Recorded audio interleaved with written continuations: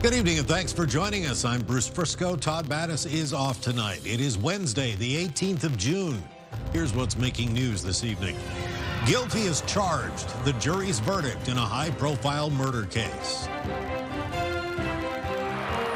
Offering support, community counseling after a tragic death. A cloudy, foggy start to Thursday with a few more showers expected through the day. Live from our Maritime's News Center, this is CTV News at 6. Here is Bruce Frisco. Good evening. It was an emotional day in a Halifax courtroom as a juror read the words "guilty as charged," resulting in a second life sentence for Adam Drake. It took a little less than a day for the jury to convict Drake in the stabbing death of battle rapper Pat Stay in a nightclub in 2022. CTV's Callum Smith has been covering the trial. Tonight, he's got more on the verdict and the reaction. Moments after a 12-person jury found Adam Drake guilty of second-degree murder in the death of Pat Stay, the raw emotion could be felt inside and outside the courtroom. Stay's spouse says the trial was the longest 5 weeks of her life, and she wasn't sure the verdict would go her family's way. Overwhelmingly shocked because I was going in there with a little bit of doubt just to keep my heart safe. So I was happy to hear the verdict for sure. The trial began May 12th and largely hinged on surveillance video from the Yacht Club social at about 12:35 a.m. on September 4th, 2022.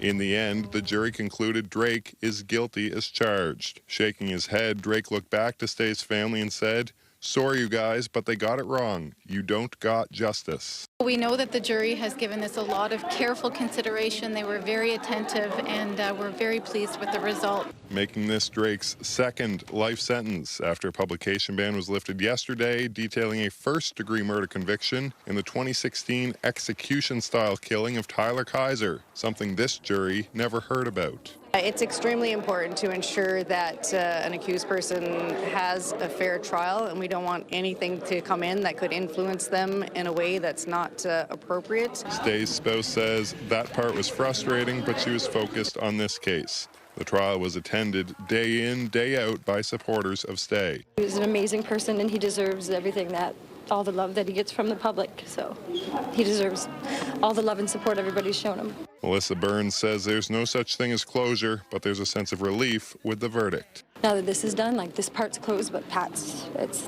losing Pat will never be closure for that, but at least we can move forward with knowing that his murderer is in jail. Now the next step is setting a date for sentencing, at which point Justice Scott Norton will decide how long Adam Drake will have to wait before applying for parole in this case. That will be anywhere from 10 to 25 years.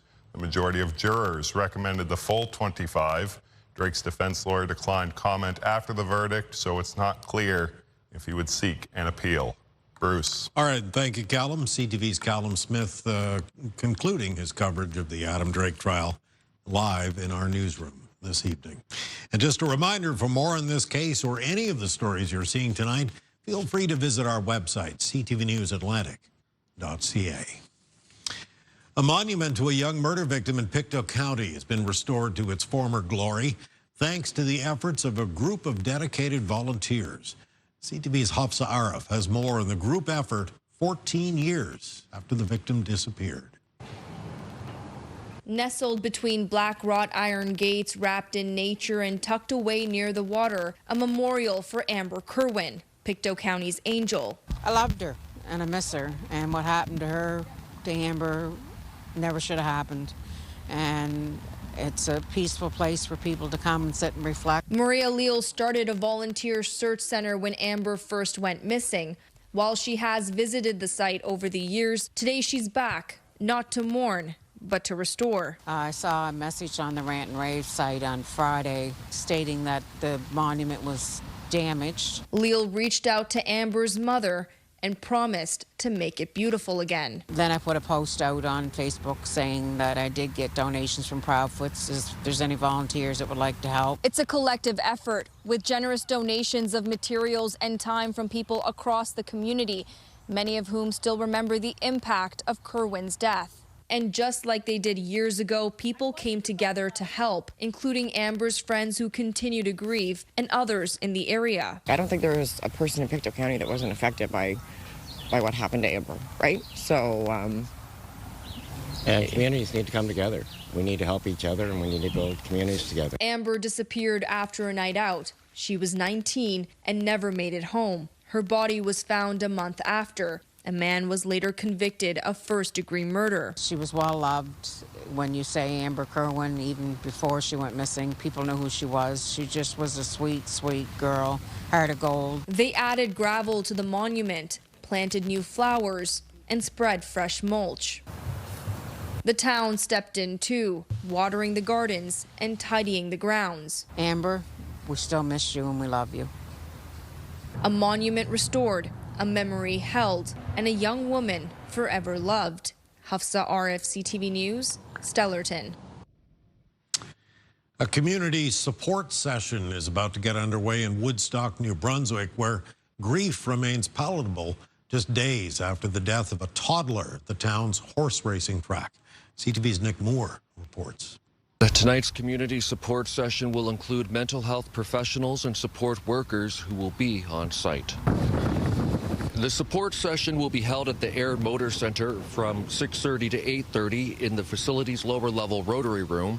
The town of Woodstock says the support session is open to everyone and will offer both one-on-one and group conversations. It will also include resources and information for people to take home, along with guidance on where to get additional support.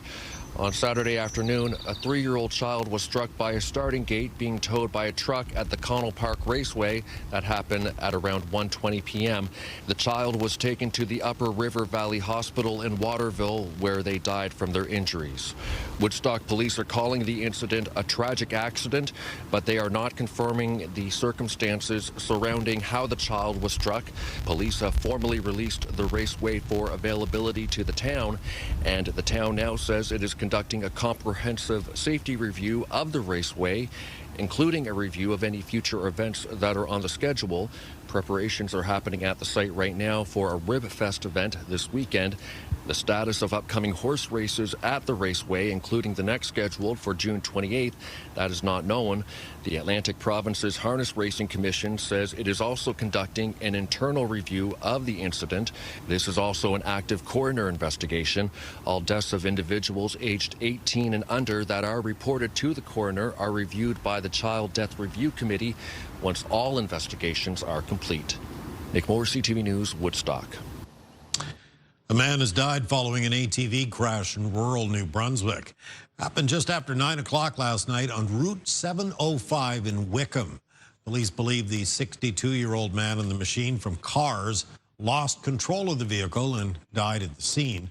Cause of the crash is still under investigation.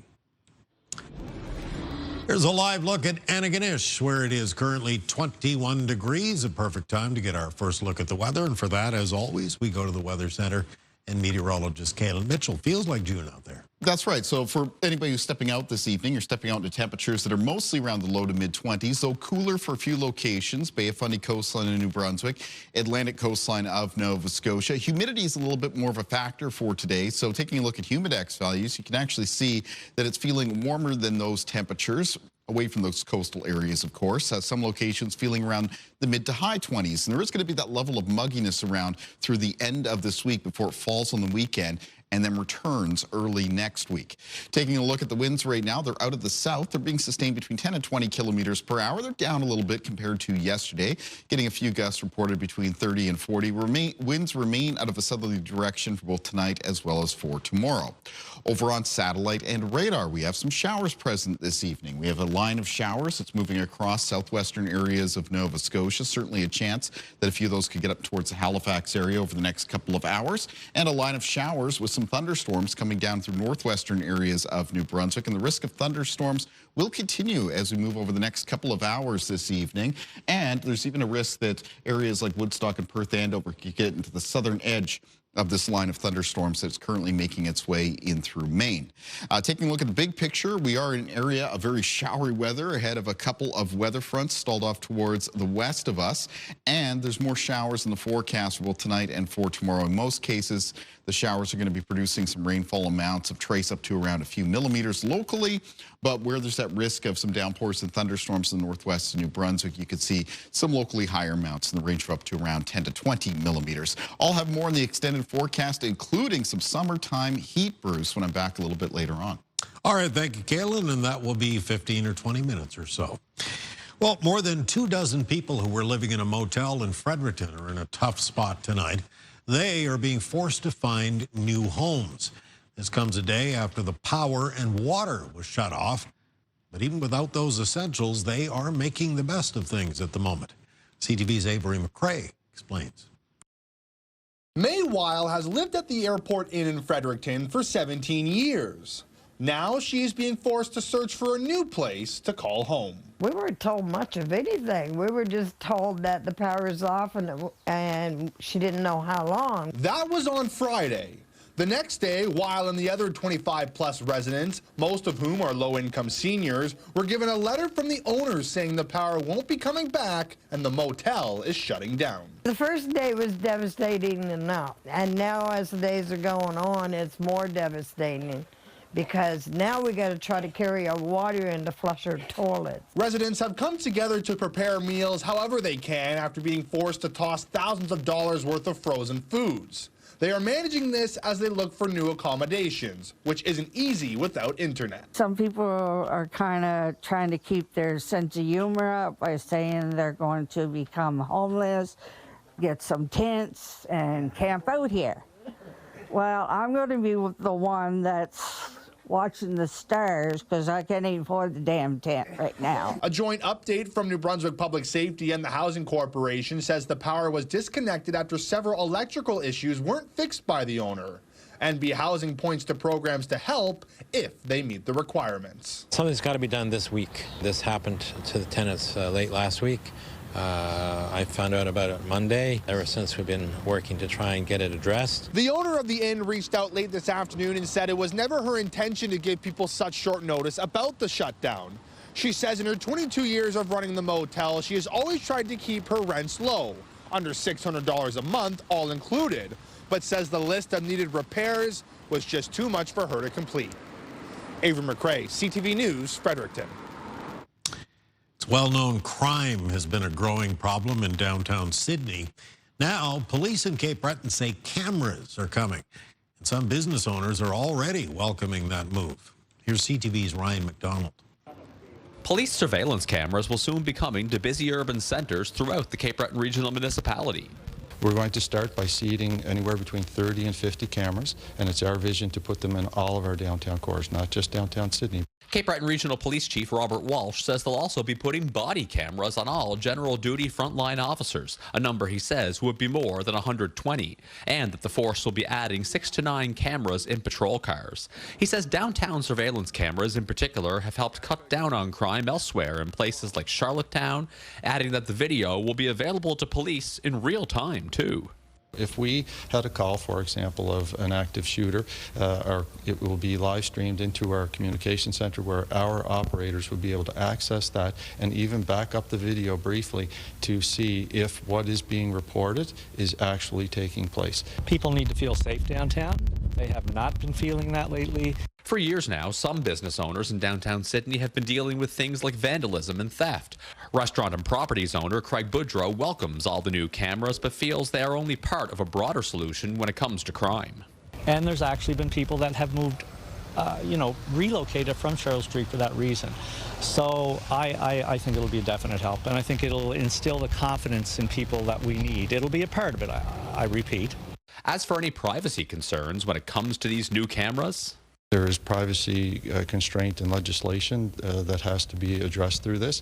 The cameras in downtown cores and at key intersections would only be used for an investigative purpose. The police chief says the next step is a request for proposals, and they hope to have the new cameras by the end of the summer with a goal of full implementation by sometime in the fall. Ryan McDonald, CTV News, Sydney. Get the Maritime's top stories, breaking news alerts, and watch live. Download the CTV News app. Well, as Kaylin hinted earlier, it won't be long until the hot summer weather is here, which means it won't be long until blue-green algae blooms start appearing once again in the region. CTV's Stephanie Seacos has more on what to look out for.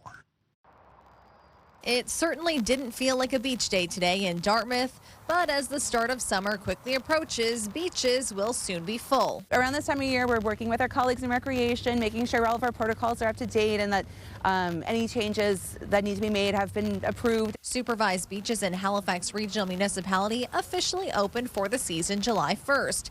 That's when water quality testing begins. Bacteria likes it warm, they like it sunny, much like us, but they want the kind of more shallow water typically. Both the Nova Scotia and New Brunswick governments are warning about the risk of blue-green algae.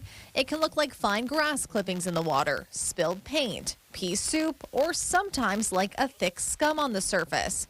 Consuming or swimming in water with blue-green algae can cause skin, eye, and throat irritation in humans, but it can be much worse for dogs. These toxins are extremely potent, so even a small volume can be lethal. If you think your pet may have consumed contaminated water, you should get it treatment right away. This can be harmful to both the liver and the nervous system. Symptoms can appear from minutes to hours, and we're looking for things like vomiting, diarrhea, weakness. There are other issues to be on the lookout for. We test for enterococci in the saltwater and E. coli in freshwater. The Nova Scotia Lifeguard Service monitors provincial beaches. If we get poor results, we implement a closure and do retesting. As for blue-green algae, officials say it's happening more frequently in larger blooms. When a beach or a lake has a blue-green algae bloom, it's more likely for that bloom to come back year to year. So we are seeing it in areas like Canard Pond and Birch Cove and Lake Banook. It's recommended you do a quick scan of the water and the shoreline for blue-green algae before going in or letting children or pets play in the water. Stephanie Seco, CTV News, Dartmouth.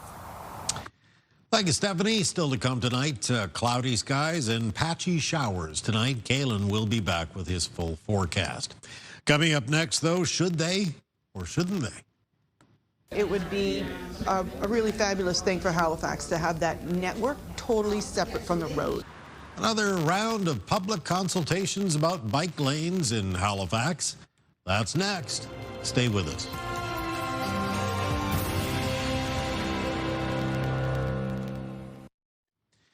Halifax is asking people in a busy part of the city for their feedback on proposed bike lanes. Public sessions on the contentious issue were taking place today. CTV's Emma Convey has more. The bike lane debate in Halifax is taking a different path. A public session in one area of the city is asking for feedback on a proposal on a pair of streets. Cyclists will have a dedicated lane on Parkland, going each way on Parkland Drive and on Regency Park Drive. Eventually, Regency Park will push through to Washmill Lake Drive, which will connect residents to other parts of the city. The proposed design would be a protected bike lane with some street parking removed. If I did bike, I'd feel a lot safer in a bike lane than not in a bike lane. Today's session comes after last week's contentious meeting at City Hall, where a proposal from Mayor Andy Fillmore to pause any new bike lane construction was voted down by councillors. Regency Park Drive is currently undergoing a facelift, while Parkland Drive is due for one itself in the next year or two. Bike lanes will be added at the same time to save money. Some people, it will mean other options for transportation. For other residents, they may be concerned about potential parking loss. This is Parkland Drive, one of the two roads in the city's proposed bike lane project here in the Clayton Park area. You can see behind me one of the main Lacewood Drive intersections where the bike lanes would continue through to Regency Park Drive. Now the plan is to use the already existing road space. The streets are rather large, there's room, but I was just concerned about winter and parking, and so far they've got lots of options. In a wheelchair, I wanted to make sure that things were going to be still accessible for me, and so I feel much better. They seem to really be listening to us. The Halifax Northwest Trails Association wants these bike lanes to connect their trails. It would be a really fabulous thing for Halifax to have that network totally separate from the road. Feedback on this proposal is open until July 2nd. Emma Convey, CTV News, Halifax. All right, thank you, Emma. Coming up next, a muggier feel to the air tomorrow in the Maritimes. Kaylin will have those details in your full forecast when CTV News at 6 continues.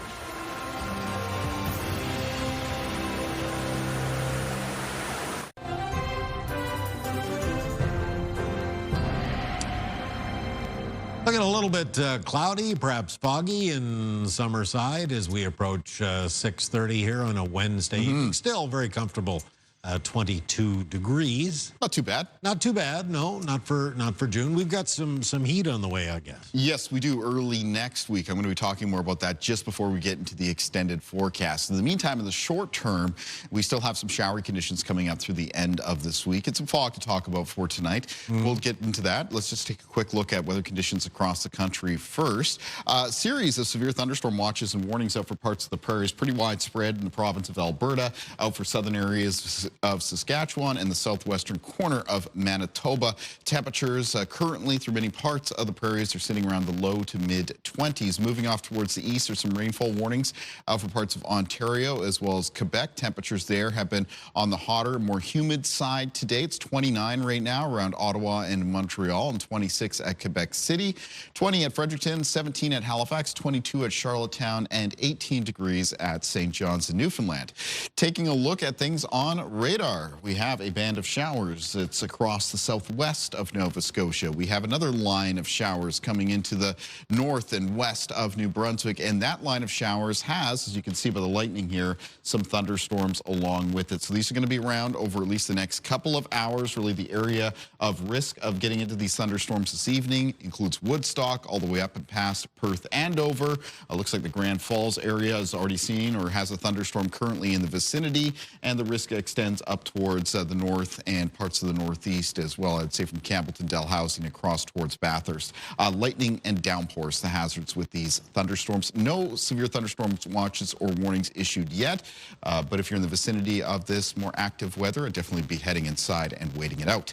Taking a look at our timeline for cloud cover and precipitation as we move through this evening and tonight. Eventually, by around the late evening hours, that line of showers and thunderstorms in the north of New Brunswick will be diminished, and then around the Maritimes during the overnight hours, partly cloudy periods with patchy drizzle and fog. And that's how we start off the day for tomorrow.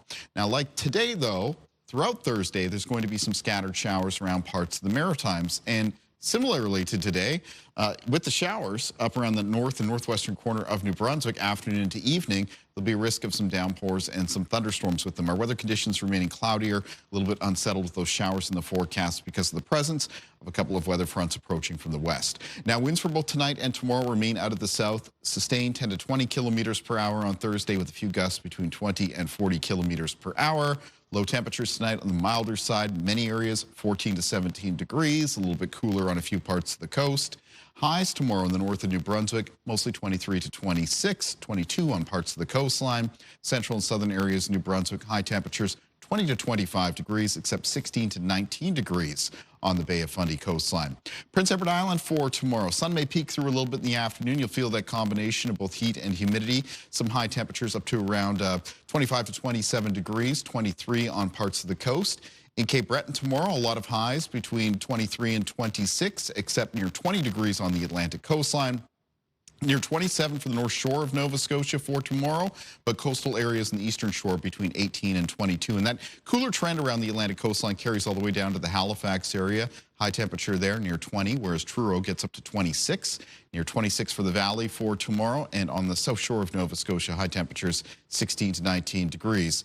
Ridge in the jet stream allowing for some heat to really develop up around the Gulf states as we move towards this weekend. And then early next week, as this high pressure system becomes more dominant around the eastern seaboard of the U.S., the circulation around it is going to be pushing that heat northward. So as we take a look at the 7-day outlook for New Brunswick, after a pretty pleasant looking weekend, you can see temperatures are expected to really climb that Monday, Tuesday, Wednesday time frame. Could have some highs high 20s and into the low 30s. It's going to be accompanied by some humidity as well. So not only hot through the start of next week, but potentially hot and humid.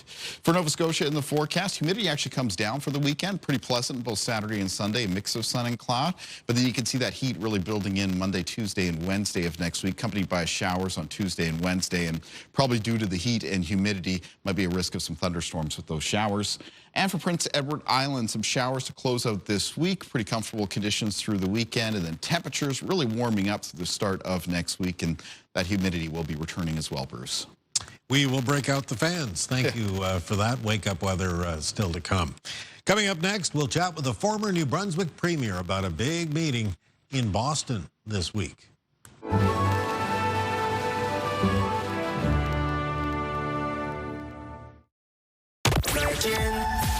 Okay, so coming up on the show tomorrow, another chance to win a trip for two off to Montreal. We'll send you off to see Oshiega. And around 7:30, get another shot at $100 to Sobeys. Good luck.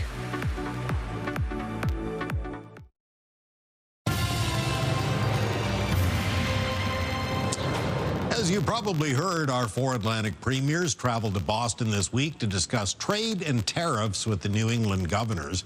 Joining our East Coast leaders, Ontario Premier Doug Ford and Quebec's economic minister. Plenty of conversation centered around our historic ties and how fewer Canadians are heading south and how that is impacting our U.S. friends and neighbors. Joining us tonight to talk about it, we're pleased to welcome former New Brunswick Premier Brian Gallant, joining us tonight from Ottawa. Thanks for speaking with us tonight, Mr. Premier. Nice to see you.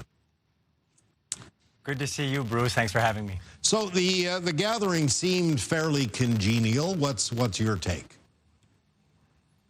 Yeah, look, whenever we're watching from the outside these types of meetings, you ask yourself, are they worth it? Is it something where we're going to see action? What came from it? All those kind of questions. And they're all fair questions to ask. Given the climate we're in, though, I think the idea here is that Canada and U.S., people that believe in the relationship, they need to work on strengthening it. They need to strengthen relationships that are existing and hopefully new relationships that will create. So doing this is important. Yes, Trump is a person who will make his own decisions. It doesn't matter with allies or foes telling him to do X or Y. He's going to make up his own mind, and I think we all know that. But reaching out to governors, reaching out to other American counterparts to try to talk about how we strengthen the relationship is still something that's very important, and I think will, in the medium and long term, bring benefits, and maybe even in the short term. And I'm glad you mentioned that, because Massachusetts Governor Maura Healey says she wants to strengthen the economic ties between the New England states and our country amid all the tariffs. And she's actually admitting that tariffs on Canadian products are disrupting the American supply chain. So is it possible, to find those kind of strengthened ties in this climate, do you think? Absolutely. And one of the things that we did when I was in the Premier's chair a few years back when we had Trump 1.0, we actually had a real big push in Canada with a Team Canada approach to have subnationals, they would call it. So the premiers representing the provinces and territories, and then governors representing the states, to try to forge relationships, try to talk about how we would get over what were then some of the challenges we saw when it came to tariffs and trade. Now it seems to be exacerbated with Trump 2.0. So that I think process is still important, and it can have an impact, especially when you have regional media and national media in the United States talking about exactly what you mentioned, Bruce, the idea that these tariffs are hurting Americans. That can be helpful. That ultimately would probably be the only thing, meaning swaying public opinion in the United States, that may get Trump to move on some of this stuff or to move a little quicker on some of this stuff. So I do think it can help in the short term in that way. But having subnationals forge relationships will be helpful in the medium and long term, and hopefully once there's no longer a Trump president, we'll be able to have those relationships bear fruit. That's the the economic and the practical side of it, but there's an emotional side as well, as you know. I'm wondering, as a former premier, how imperative is it that we find a way to get past all the anger that Trump has generated with his tariffs and that, frankly, offensive rhetoric about Canada becoming the 51st state. A lot of people are going to remember that a long time. As they should. We have been, I think, in one of the best relationships between two countries, frankly, ever, certainly in modern times. And we had it completely disrupted basically for absolutely no reason. So I think we're right to be offended. We're right to be upset. And we're also, I think, in our right to be guarded moving forward. But what I do think a meeting like this with the governors and the premiers reminds us is that there are many relationships. There's the President of the United States, and in this case, when it's Trump, there's a certain type of dynamic that is created, no question. But there's also these relationships between states and provinces. There are relationships between business leaders. There are family relationships. I have a sister-in-law that's a U.S. citizen. We have all of these things with communities that go back and forth to the border for decades. So really, I think we have such strong ties with the United States that we shouldn't let the one person with the one administration doing incredibly damaging things, no question, completely ruin it. We have to be guarded, we have to be realistic, and we have to be firm, but at the same time recognize that having a strong relationship with the United States is important to Canada, and we just have to do it now a little more clear-eyed and not expecting that everything will stay with a status quo and that we have to work at the relationship, but also do what we need to do in Canada to be as strong as we possibly can on our own. Speaking of big meetings, we showed a couple of images a moment ago from the G7. Of course, we welcomed Trump to this part of the world just this week. He left before everything was over, and that led a lot of people to speculate that without input from the U.S. president, the gathering doesn't have the same impact. So your thoughts, what do you think? It's fair to say that the United States president and them having a presence at any meeting obviously amplifies the meeting. And of course, the G7, it's 7 leaders. Having all 7 present is important. That said, I think if we look at the last time that Trump had left a G7, it was under different circumstances, the way in which he left, what he said, criticizing Trudeau, basically giving an impression he wasn't very happy about the G7, versus now leaving early, yes, but the reason given was the Middle East and what's happening there, which is certainly reasonable in the grand scheme of things. And but more importantly, I think in this case, he left with kind words for Prime Minister Carney. Now, whether that withstands the test of time, I don't know, but I think it certainly demonstrates the relationship is off to a better start than the previous Prime Minister and Trump's relationship. And also, I would add that I think Trump was making other calculations and his team were making political calculations. Zelensky was about to be there. They probably wanted to leave before that happened. And I think just on a personal level, Trump doesn't like to be in a meeting that he's not in complete control of. I think that he doesn't like that. So he likes to come in, kind of disrupt, and then leave. And so I'm not surprised it happened. I'm not saying it's good, but certainly I think if we compare it with what happened the last time we had similar circumstances, it feels a bit different. Generally speaking, what do these trade disputes do to long-term relationships? Do they have any lasting impact, or is this just kind of a hiccup we have to get over? They have long-lasting impacts. There's no question. I think we look at what the economic ripples will be, and not just for the Canada-U.S. trade relationship. The trade disruption that Trump is causing will have ripple effects in our economic structure. It'll have ripple effects as well when it comes to allies working together. And even when it comes specifically to Canada and the U.S., let's pretend in a week's time everything kind of goes back to the way it was in October of last year before Trump had won the election. We still, in Canada, and rightfully so, will be very, very cautious. We will find ourselves with uncertainty. We will find ourselves saying, yeah, maybe Trump has sort of gone back on what he had said, but maybe he'll do it again, or maybe Trump will be gone, but maybe someone else like him will do something similar. We now find ourselves in a period of more uncertainty, and I think what that means for us is we have to get our house in order more so than ever before. We have to look internally, and I think Prime Minister Carney and his government, to their credit, have certainly been doing that in the first few weeks of their mandate. And I think we also have to not take the relationship with the U.S. for granted.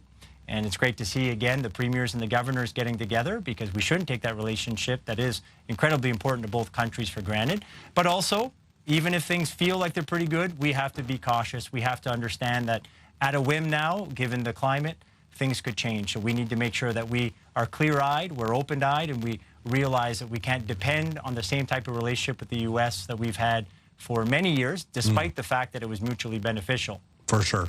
Mr. Gallant, we'll have to leave it there. I want to thank you so much for joining us tonight. Really appreciate it. Thank you. Until next time. Brian Gallant, former New Brunswick Premier, joining us tonight from Ottawa. Stay with us. Lots more to come.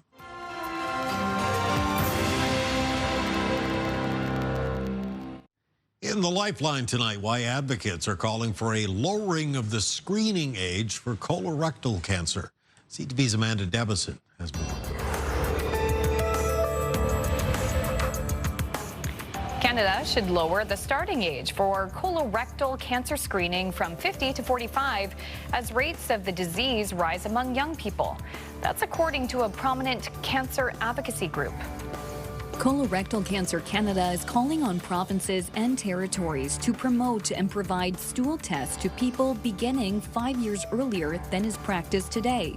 It claims this would result in more than 12,000 fewer cases and save more than 5,000 lives over 40 years. Colorectal cancer is the second leading cause of cancer death in Canadian men and the third leading in women. But critics say lowering the starting age could put more pressure on our public health system's already strained resources. Kraft Heinz plans to remove synthetic dyes from its products. The condiment maker announced it will remove FD and C colors from its U.S. portfolio before the end of 2027. The company also said it wouldn't launch any new products in the United States with artificial dyes. The product lineup includes Heinz Ketchup, Jell-O, Capri Sun, and others. The move comes as federal health officials under Robert F. Kennedy Jr. put renewed scrutiny on artificial food dyes due to potential health concerns. Finally, if you're spending less time with your friends these days, a new study says you're definitely not alone. Statistics Canada says only 19% of Canadians saw friends in person on an average day in 2022, down from nearly 48% in 1986. The data shows we spend less time with friends than ever, with the sharpest decline among working-age Canadians. The report also shows Canadians feel the most pressed for time since data collection began in the early 1990s. With Health and Medical News, I'm Amanda Debison for The Lifeline.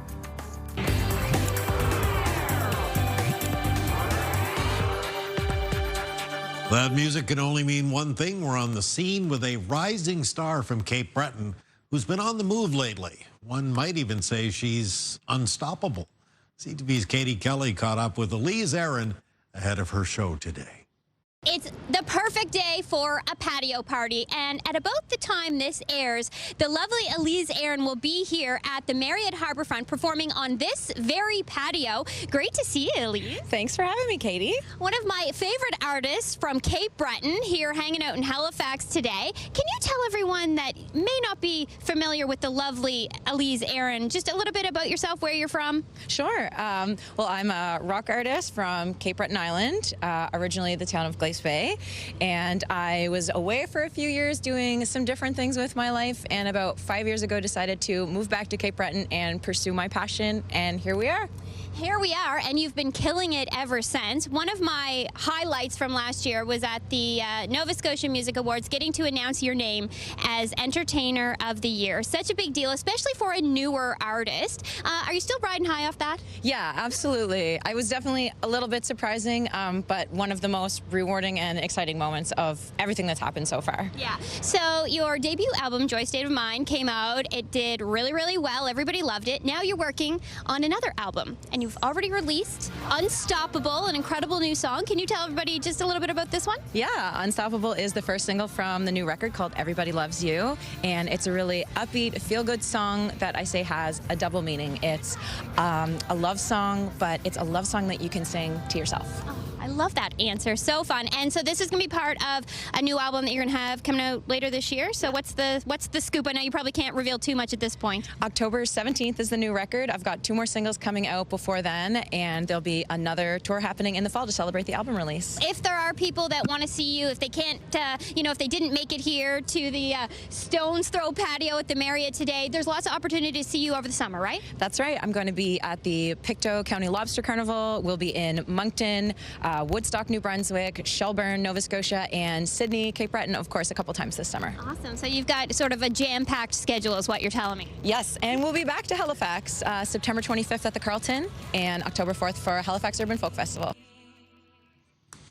Thank you, Katie and Elyse Aeryn. And we'll step aside for a moment with a look at tonight's primetime lineup here on CTV Atlantic.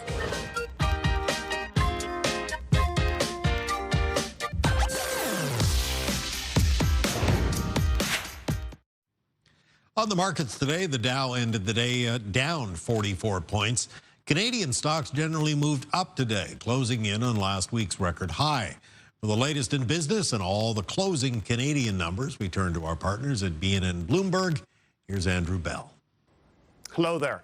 Toronto's benchmark stock index edged higher today, leaving it only slightly down from that record high close posted on Tuesday of last week.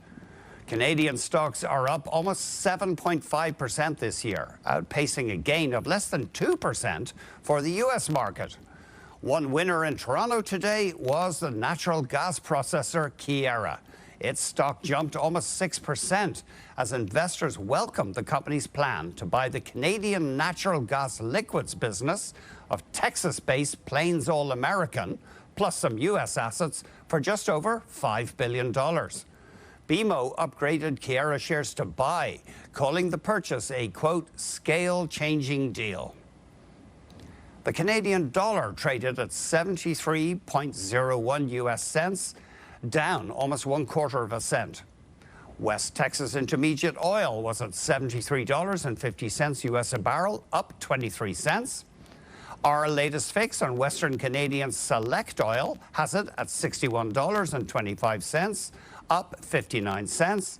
And the TSX ended at 26,559.85, up just over 18 points. Those are your business headlines. I'm Andrew Bell of BNN Bloomberg. Thank you, Andrew. And now we'll head outside to Kaylin on the weather deck. Yeah, thank you, Bruce. A little bit cloudier, a little bit cooler out here, and with a very light shower passing through the north end of Halifax at the moment. Let's take a look at our viewer picture for tonight, and this is a nice one. It was sent in from Josephine Kennedy from the Bateston area in Cape Breton, Nova Scotia. Features lobster boats out there on Myra Bay. I want to thank Josephine very much for sharing this picture with us. In the area for tomorrow, being a little bit closer towards the Atlantic coastline like the past couple of days, the wind's a little bit more onshore. So kind of cloudy with sunny breaks in, held a little bit cooler with a high temperature expected to be around 17 degrees. Day planner for tomorrow across the Maritime region. We are starting the day off cloudy with some patchy drizzle and fog around. So be careful about some areas of reduced visibility if you're hitting the roads very early Thursday morning. Morning temperatures will be mostly around the mid to high teens. And overall, the weather conditions for tomorrow are very similar to today. Expected to be mostly cloudy for New Brunswick and many areas of Nova Scotia. Some peaks of sunshine possible around PEI and areas in Cape Breton. There'll be some scattered showers tomorrow with the showers in the northwest of New Brunswick like there is this evening. A risk of a few thunderstorms with them. Breezy wind out of the south for Thursday as well. Let's find out what's coming up tomorrow on CTV Morning Live. Thursday on CTV Morning Live, Books and Brews. We'll chat with some of the folks behind an upcoming event that's aiming to capture the magic of a classic school book fair, but for adults. News, weather, and more. It's everything you need. CTV Morning Live, Thursday. Finally tonight, a stunning drone show, a light show in China, successfully clinching the Guinness World Record for the largest aerial image formed by the most number of drones. Look at this. Record-breaking technological and artistic display put on a real spectacle here, highlighting the region's natural landscape and urban life. Featured more than 11,000 drones performing in perfect synchronized formations. That far exceeds any other regular drone performance, both in that country and right around the world. Isn't that amazing? That is the program for this Wednesday night. The rebroadcast begins in just a moment over on CTV2. And, of course, CTVNewsAtlantic.ca is always updating. I'm Bruce Frisco in for Todd Battis tonight, and I will be back with your next local newscast at 11:30 this evening. Thank you for watching this one. Have a good night. We'll see you again soon.